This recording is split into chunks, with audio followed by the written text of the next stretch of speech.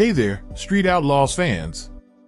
Buckle up, because today, we're diving deep into one of the biggest controversies brewing in the No Prep Kings, NPK, world. If you've been following the racing scene lately, you've probably heard about the chaos surrounding the recent Outlaw Armageddon event and the potential fallout it might cause for the upcoming race in Tulsa. So what's going on? Why are people talking about rule violations, and will this shake up the competition? Let's break it all down. First, let me paint you a picture. Imagine you're a top-tier racer, and you've spent months, maybe even years, fine-tuning your car to perfection.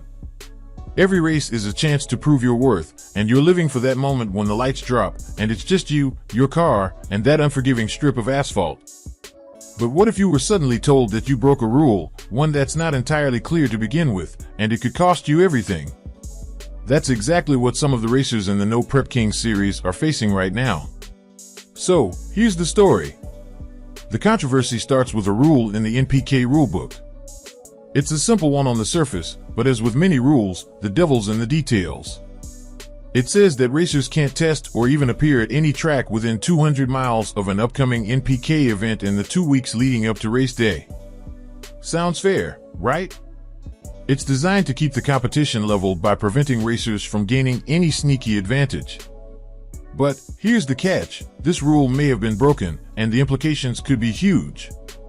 The storm hit after last weekend's Outlaw Armageddon event at Thunder Valley, a track just 138 miles from Tulsa, where the next NPK race is happening. You can do the math. Several NPK racers were there, competing at Armageddon, which technically puts them in violation of the rule. That's right, within 200 miles of Tulsa and less than 2 weeks before the NPK event. So now, the big question is, will they face disqualification? And if they do, what does that mean for the upcoming races? Let's dig deeper into why this is such a big deal. The rule exists to keep things fair, no doubt about it.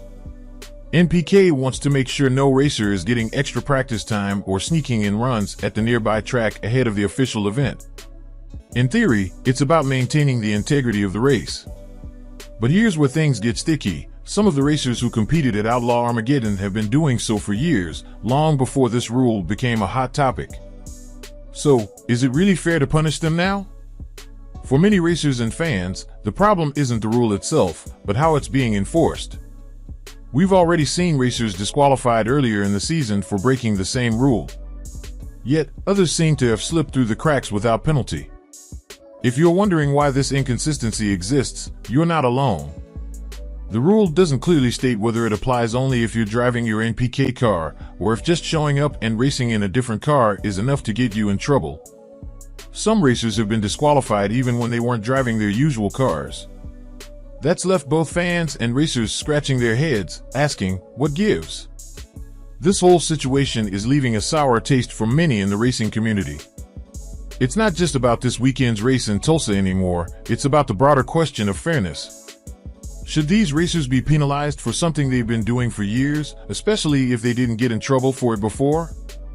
And if the rule is unclear or enforced inconsistently, how can we expect the racers to play by it? Now, we don't have an official answer yet. The NPK officials haven't said whether the racers from Outlaw Armageddon will face any penalties. But if history tells us anything, this controversy isn't going away quietly. It's very possible that we'll see a big decision made before the Tulsa event. Will they disqualify some of the top racers? Will they modify the rule to make it clearer moving forward? Only time will tell. But here's what I think: we need a fair and consistent application of the rules. If the NPK series wants to keep its reputation intact, the rules need to be crystal clear. No more gray areas, no more confusion. The racers deserve that, and so do the fans. After all, we tune in to watch the best of the best go head-to-head on the track, not to see them taken down by technicalities or vague rules. So, what do you think? Should the NPK racers who participated in Outlaw Armageddon face disqualification for breaking the 200-mile rule? Or should NPK officials give them a break, considering their long history with the event? Drop your thoughts in the comments below. We want to hear from you. Thanks for watching, and stay tuned for more updates and deep dives into everything Street Outlaws and No Prep Kings. You won't want to miss what's coming next. See you at the races.